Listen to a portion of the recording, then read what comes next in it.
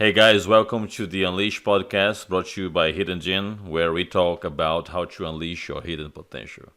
I'm your host, Yuri Diogenes, and we have a great episode for you today, featuring Diego Diaz. Thank you for being on, Diego, today. Thank you. It's awesome to be here. First time doing a podcast. Awesome. Before we jump into today's topics, we would like to invite you to subscribe to your podcast on YouTube, Apple Podcasts, Spotify. You can always find these podcasts in our website, hiddengene.net. And if you live in the area and you have not been at Hidden Gene, make sure to visit hiddengene.net and get a free trial. And with that, let's talk to Diego today. Diego, you've been all over the place as far as sports, bodybuilding, strongman, now jiu-jitsu. So a lot of things to talk about. But one of the things that I've noticed that you've done probably for a long time is really prioritize mobility. Even when you were transitioning between bodybuilding, powerlifting, and doing that stuff, you always kept a good mobility program. Why is that? I'd say my education has increased exponentially since the first day we met. That's for sure. But I guess foam rolling is kind of one of the first things that I picked up on when I started entering the whole fitness world, and it just felt good. Intuitively, it just felt like the way to maintain proper recovery and not feel so beat up for the next session. Other than that, though, that just grew from there on that end. I just stretching and foam rolling just seemed like a good way to not get injured, which I've not perfected seemingly because I am riddled with pains and aches right now as well. Well, but now with jiu-jitsu, and this is something that I say to my professor many times that I never really got injury when I was actively bodybuilding, and as soon as I start jiu-jitsu, I start to get injury, and it's just tough because when you are lifting heavy, everything gets tight. When you go to jiu-jitsu, you have to get loose. So that's where I feel like you end up getting more injuries. Yeah, jujitsu, ironically called the gentle art, is can be pretty detrimental on the body sometimes. But like anything else, it's a fun activity to learn. Definitely rewarding when you get stuff right. And you said that you start with foam rolling and things like that, but you evolve since then. What you are doing most as far as mobility work? So yeah, I mean, as my knowledge grew about the whole concept of recovery and mobility and how that plays into fitness and movement, I just realized that there was a lot more to building muscle than just putting excessive amounts of load on the body day in day out. It just kind of became kind of almost a side hobby of mine to practice and look into what are good stretch techniques, what's a good warm up routine for each specific workout, or how can I just maintain a healthier body over the long term? Because that's where it started going with it. Because most of what I've learned with mobility and proper functional movement patterns has been through the injuries that I would incur over my time doing the various amounts of sports that I've done. But like I remember my knees, even before I went to Metroflex or did anything like that, I had terrible knees growing up as a kid. I grew up very overweight, um, bordering morbidly obese at 14 years old, and I could barely run a mile without being incredibly gassed, and my knees would be on fire. Mm. And when I finally found weightlifting, that issue was still very apparent. And so I just had to educate myself. I just went full on into trying to find all the text, all the literature on how the body works and how can I keep my knees from exploding. That was one of the really the first things that came to mind when I started learning about mobilities, preventative maintenance all the way. Wow, that's amazing because the way that you squat nowadays, the depth that you have is quite amazing. To think that you start in such a bad place. So for people that are struggling to have the level of depth on squat, there is hope, right? Oh my goodness, absolutely. And there would be moments of realization myself where I'd be thinking back to times where my knees were so bad, I literally thought like I don't even know if I could legitimately squat ever again. I'd have days like that. And it was just through repetitive effort and constant reading up on the information, how to get myself back together again. There's even more information out there now in just the last 5 years alone that have further improved my knowledge on being able to rehab myself, which is big onto what I do with my clients now. Not only have I been able to see things work on myself, but I've applied it to the people that I train, and they have been the biggest blessing to me in regards to my educational experience because what I've learned works on them, Hmm. and that's been the biggest part for me in realizing that I'm onto something there. Now, when you were doing yourself to improve your squat and everything, how did you deal with pain? Because I'm pretty sure that in the beginning it was quite painful, right? Yes, I mean, it felt like my patella tendons were going to pop off. Yeah. I couldn't. I still avoid the leg press to be honest to this day because I have yet to find one that doesn't make my knees feel horrible after I get off of it. Really? Well, But interesting. So you don't feel pain on squat, but you feel on leg press? a lot actually, and I haven't given it a fair chance in like the last couple of years to be honest. But for me, and just the way my leg length may be, it was just the direction that a leg press puts your body in. It's very straightforward, of course, but I think that there's actually a natural curve that must occur that unfortunately being in a seated position like that, it just puts a more shearing force over my knees that otherwise I can do more fluidly when I'm standing upright in a free weight position. Interesting. Because I feel exactly the other way to me. My Yeah. knees are works. I can put a lot of weight on leg press, but I just can't on squat. It hurts, right? I feel leg press a little bit more comfortable, and that's the beauty, right? It will vary according to each person. Absolutely. And I would say to that is the interesting part about machines and how they can be useful is how you can manipulate your position a little more. Mm, You can put your feet up a little higher on the platform so that takes the load off of your knees moving forward. So you don't have to kind of worry about that too much.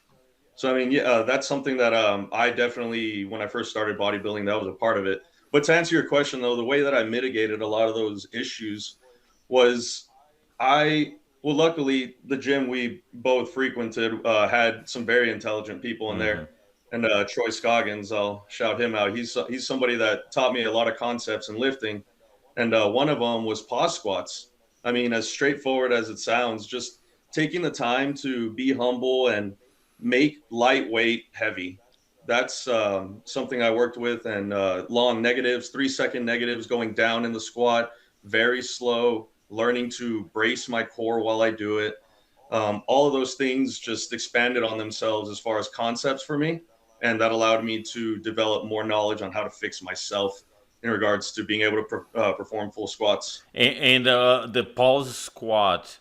In which moment of the lift do you pause? On when you reach 9 degrees, or you pause every certain amount of time? Because I'm not really sure everyone knows about the pause squat, and I think it's quite interesting. So that's actually an awesome question because of the fact that I've done all angles. I've programmed it with people and I've done it myself. I'll go and straightforward. It's just a quarter of the way down. You pause.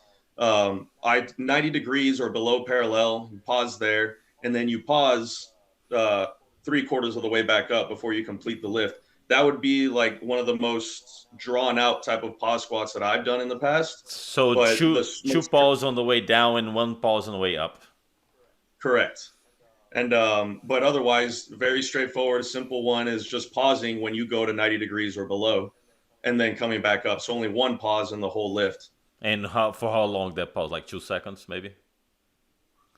I've done a literally probably counting to 10. So it's always been in various loads, and various timings. But otherwise, my whole goal, whenever I was performing those, was feeling the absolute most tension that I could in regards to bracing, holding my spine fully aligned over my toes, feeling that I have full stability of the position, that I'm owning it. I'm not just trying to passively sit into the bottom. I'm holding it tight, and that I can come up with force without any pains. So there is not really necessary a magic number there, right? It's 2 2 seconds, 3 seconds doesn't really matter that much. No, ultimately, I mean, it depends on the context of what your goal is. What your goal is, but ultimately, it's, are you controlling the lift, no matter how long you're doing it? Because there's some people that you can say they paused, but it looks like they came straight back up, and it looked more like a bounce. So that's less controlled. You're relying on stretch reflex, not really stopping momentum in that. So that's what the biggest point of all of that is ensuring that you're not falling into the movement and bouncing out of it, that you're controlling the bottom, pausing for 2 3 whatever many seconds you like, and then coming back up. And on the pause squat, do you do a lot of reps, or the reps also vary?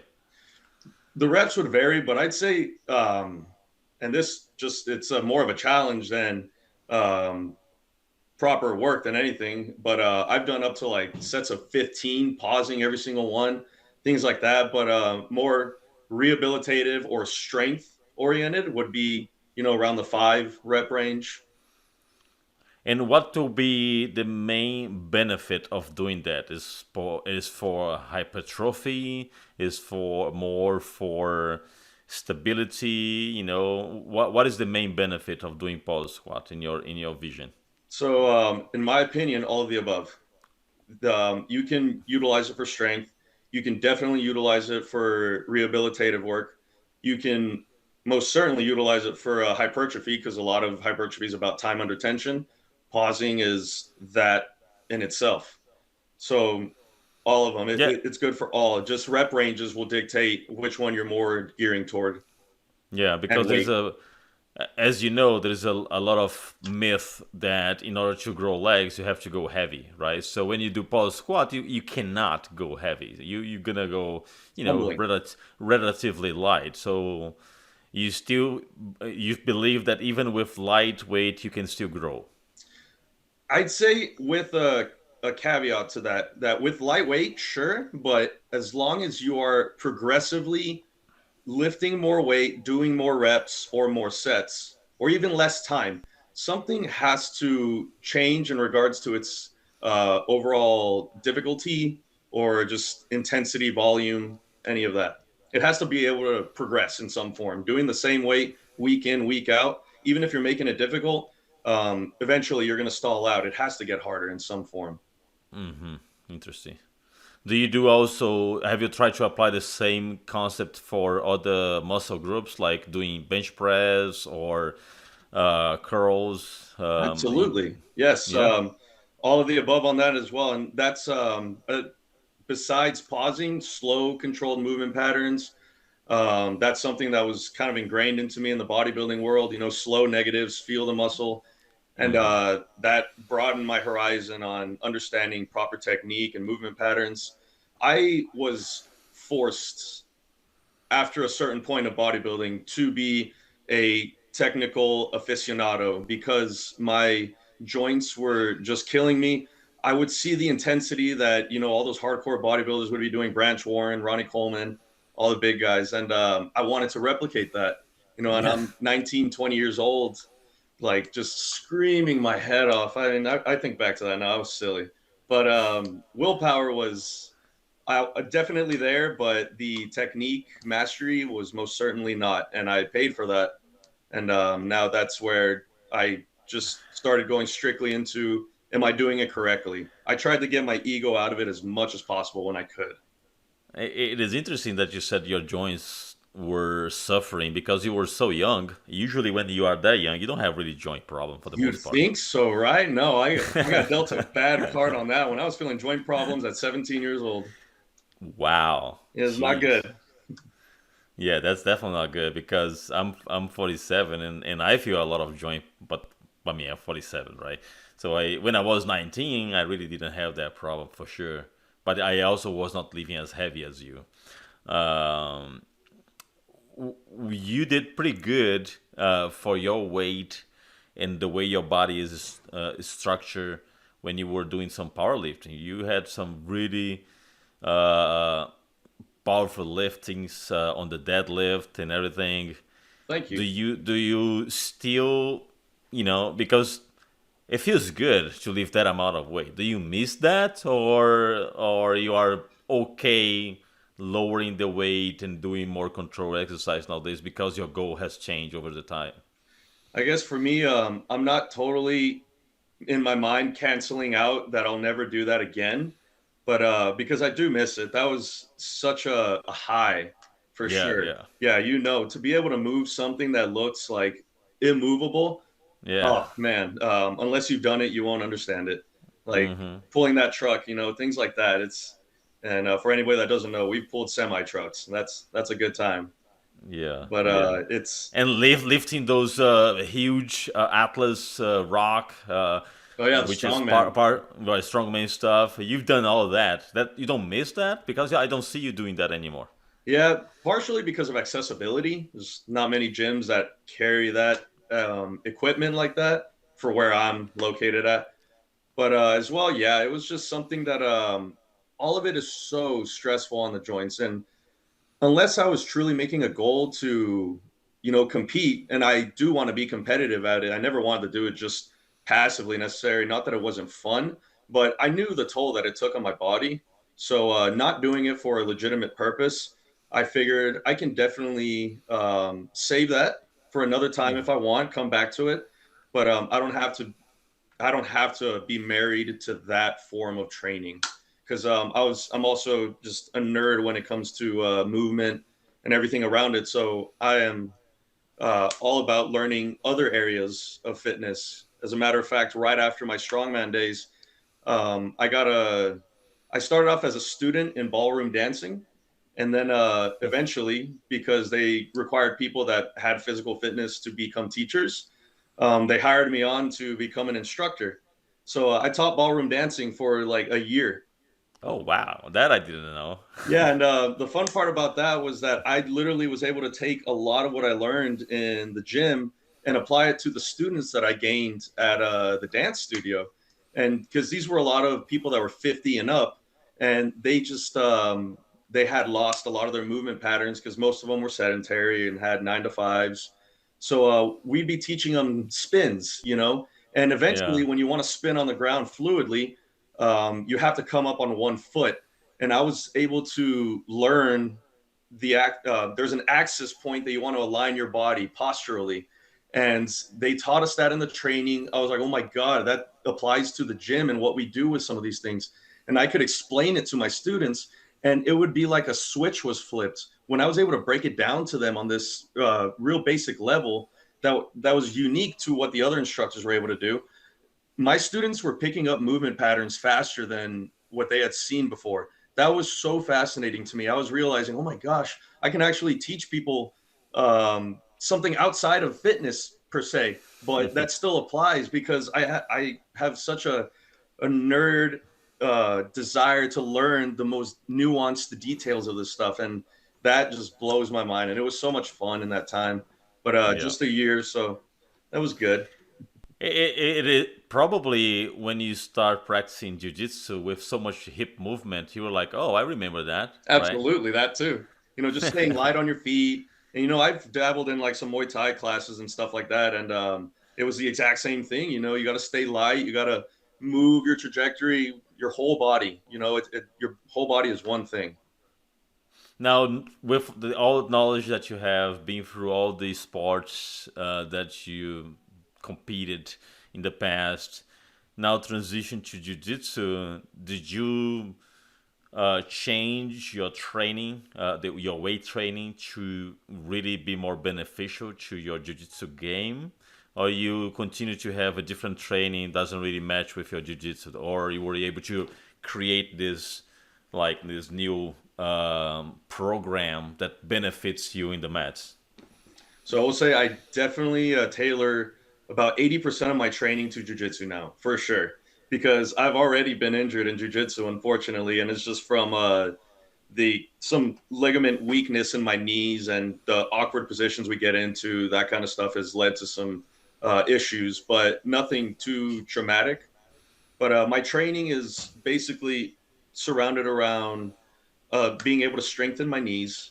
So I do a lot of sled drags, backwards movements, even now running. I'm picking running back up a lot because being able to do that fluidly, building up your cardio, but also it does strengthen your knees under the right conditions. If you have Mm. your technique correct and you know how to do just maneuver your pattern when running, that can actually strengthen your knees. So I'm doing that as well, just calisthenic style movements, strengthening my wrist, grip, all the stuff that. So no more isolated exercise. No, no isolated. I rarely, if ever, do like a single bicep curl anymore. I'm doing things that are related to it. If I'm doing pull ups, a reverse grip pull up is going to be the closest I'm getting to direct bicep work in that Mm. regard. Like, because now, and it's funny you bring that up. What about back? Back exercise probably is very beneficial. Right? I mean, even Oh, deadlifts. absolutely. And yeah, so and with my the way I'm now managing my own training, I'm trying to actually get because jujitsu for me right now, whether I'm a spazzy blue belt or not, it wears me out. I am dead, and I'm doing jujitsu 3, 4, 5 days a week. That pulls a lot of energy away from being able to train hard in the gym.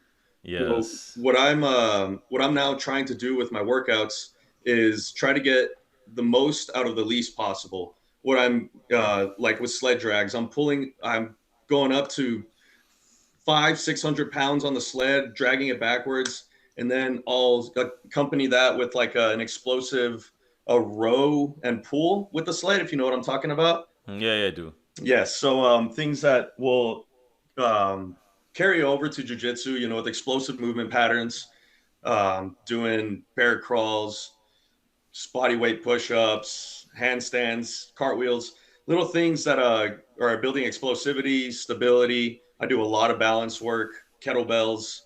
So I'm never really utilizing machines too Yeah, much. that's what I was noticing. No machines, looks like.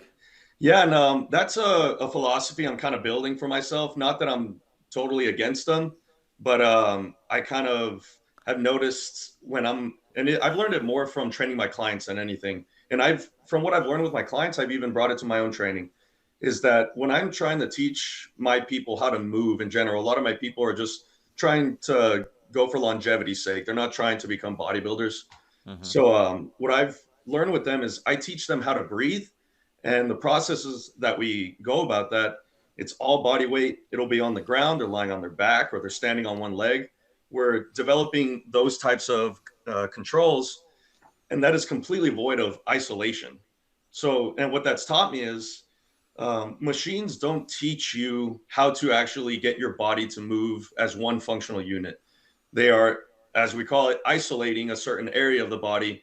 And usually it'll entail that you're sitting down on a bench, leaning against a pad, or something that can actually, if you're not aware, will take away your ability to actually functionally control your core, breathe correctly with the movement, which is something I think a lot of people actually take for granted when it comes to proper execution of movement is their breathing and their bracing capabilities. Interesting, interesting. But there is time and place for everything, Absolutely. Oh, because yeah. I believe that you still have clients where you are going to make them use a machine, right? And we have, cables we utilize a lot, and certain like I do like some of the prime back machines because they do help you just keep it to where we want for the back muscle and Hmm. things like that. But I think contextually, if if you want your client to build muscle, that's one thing. But if you want them to be able to move with a fluid walking gait and not have a slouched posture, what I'll do instead of a back machine, for instance, is I'll have them stand in a squatted half bent over incline position where they need to use their core to support their posture while they're rowing the weight, for instance, like bent over dumbbell rows, things that are Okay. free Yeah. Yeah. weight or with a cable, just because that in itself is going to force you to have to stabilize your core, anti-rotation, stability within each leg, and then I'll vary it up. Well, they'll do a staggered stance, a split leg position. That's just demanding more of one side. So we're working, transverse plane, frontal plane, trying to ensure that we're just teaching them how to move fluidly and control. Going back to your workout routine tailored to jiu-jitsu, Yeah. I know some people that they actually train with weights 3 times a week only. The rest of the week is only jiu-jitsu. Are you training every day with weights nowadays, or no? Not every day, usually because of schedule and other things, but I'd say for sure 3 days minimum, but usually getting in four for sure. And with jujitsu, scheduling has been difficult lately in that regard as well. But I definitely try to get in at least 3 sessions a week there. I definitely need to be But getting do more. you alternate? For example, on the day that you roll, you don't train with weights, or do you try to do separate days for each? I definitely try to do separate days. So I would be essentially kind of almost training every day. But with the way my schedule's been, if I have to double up, I'll definitely do a jujitsu session in the afternoon, and then I weight train in the evening or a run, whatever it may be. And what about the recovery? Because training twice a day is a pretty beat on your Hard. body, right? Yeah. Yeah. So what do you do for recovery? Definitely, first and foremost, I make sure that I go to bed on time. Like, that's one of the biggest ones for me. That's what I've noticed. I'm a different person if I haven't slept, physically, mentally. But we know that Hidden Gym has a lot of also other business inside the gym, such as massage and all this thing. Do you do any type of active massage, at least once a month or something, to lose your body a little bit more? Dry needle, whatever type of recovery. I've definitely been utilizing massage as of late. I've gone about 3 sessions in like the last 3 months. So that's something I'm definitely utilizing as well. I would recommend massages.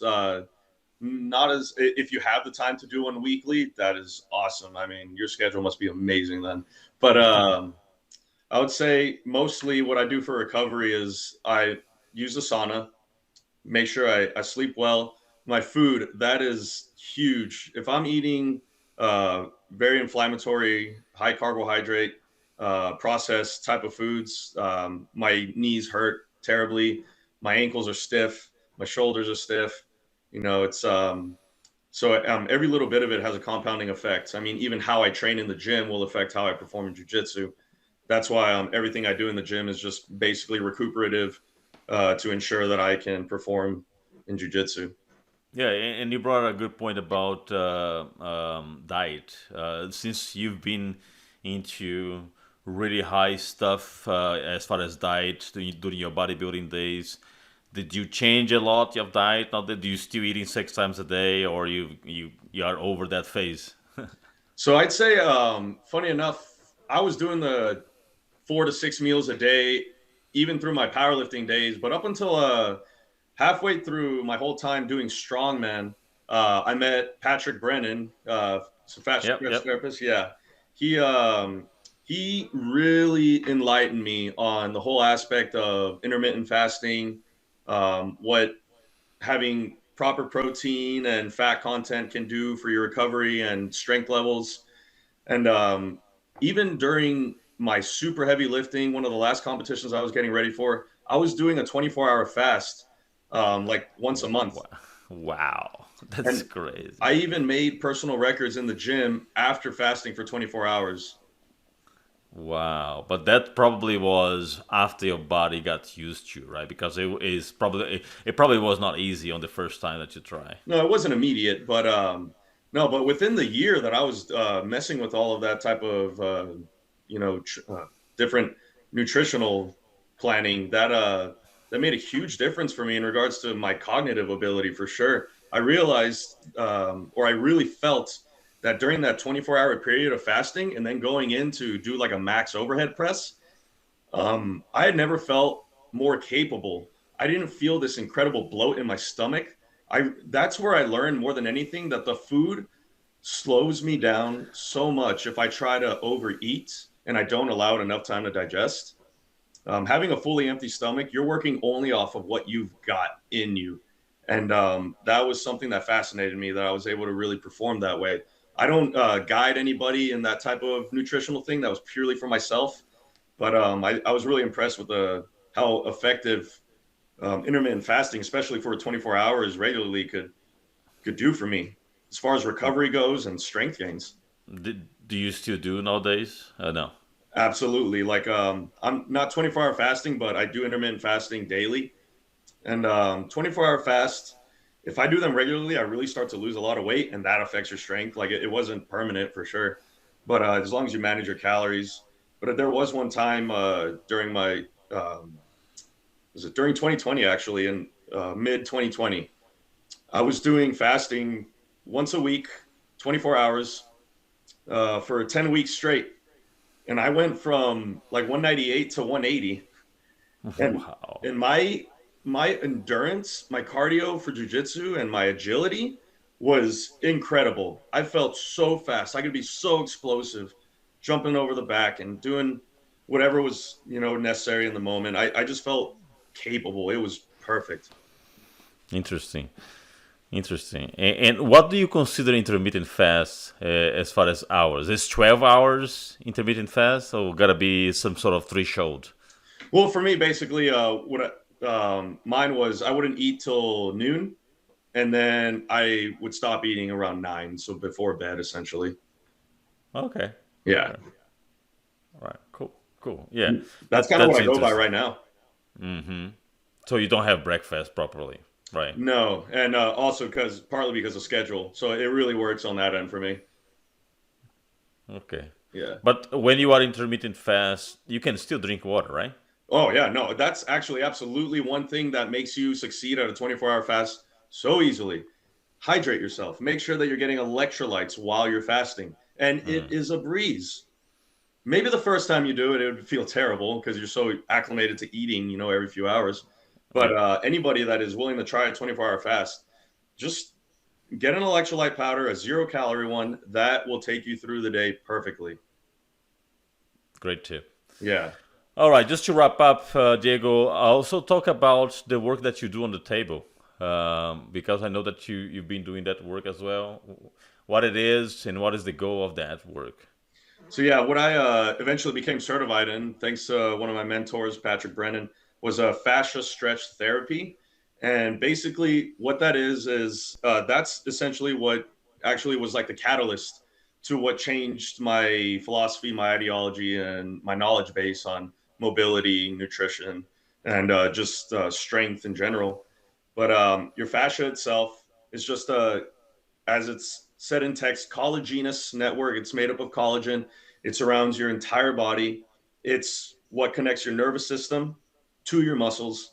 In basic anatomy books, they'll tell you your muscle connects to this tendon, connects to this bone, and yada yada. When in fact, it's actually your fascia that connects all of that together. It's in between the bone and the muscle. It's surrounded over it. And basically, in fascia stretch therapy, what we do is we lie you down on a table and we'll put you in specific angles of range of motion. And with your breath, you'll be able to allow us, we're not forcing anything, but we'll be able to fall into a further range of motion. Say, if I have your leg and I bend your knee, I bring it across your body and you're lying on your back, I'll lean on that leg. And with your breath, with some traction taken out, will be going further, deeper, stretching your hip out, the whole glute max, glute medius area, and that lower back, getting that area to go into a further range of motion purely by being able to allow the person on the table to breathe while we put just slight pressure over the area. That's cool. That's cool. Yeah, I remember done that with Patrick in Yeah. the past, and it was really painful in the beginning until I fully allow him to work, because sometimes you contract instead of relax. And that's where the pain can happen for sure. Yeah. But it is super cool. I mean, after you finish, you feel way more loose. You feel great. Yeah, it's what a sensation. That's actually that sensation in itself, along with the breathing, is what something I like to expand on real quick. That's what I then realized with a lot of what I do for myself and for my clients. That's basically what allowed me to enhance the stability of my body and not incur injuries so much was actually how I learned how to breathe. Mm. Because fascia stretch therapy allowed me to learn the way when you have the client fully trust you on the table and you take them through a full inhale, they expand their belly. That's internally expanding their diaphragm and their psoas muscle. Do you know about how they connect in the lower back? No, go ahead. So For sure. basically, you have your diaphragm sits at the bottom of your rib cage like a parachute. When you inhale, it presses downwards, creating that internal cavity of pressure. And your psoas muscle actually intertwines against your lower back, mid back area with your diaphragm. Your psoas connects from your lower back to the tip of your femur. So those muscles are directly responsible for your posture, among other things. But Yeah. those two right there inherently.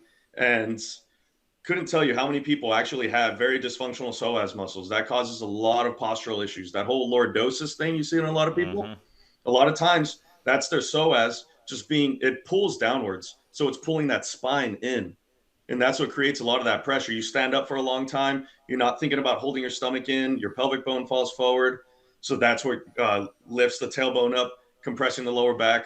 And a lot of times people just stretching their lower back don't receive a lot of benefit from it because a lot of times it's an internal muscle that's psoas, not a show muscle. You can't see it, but it is absolutely vital to our internal balance and awareness.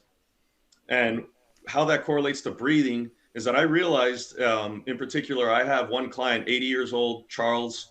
He's been taught a certain way to lift throughout the last few decades of his life, and he would get gassed out just doing a leg abduction Hmm. standing after 10 repetitions. I mean, he would physically be unable to breathe.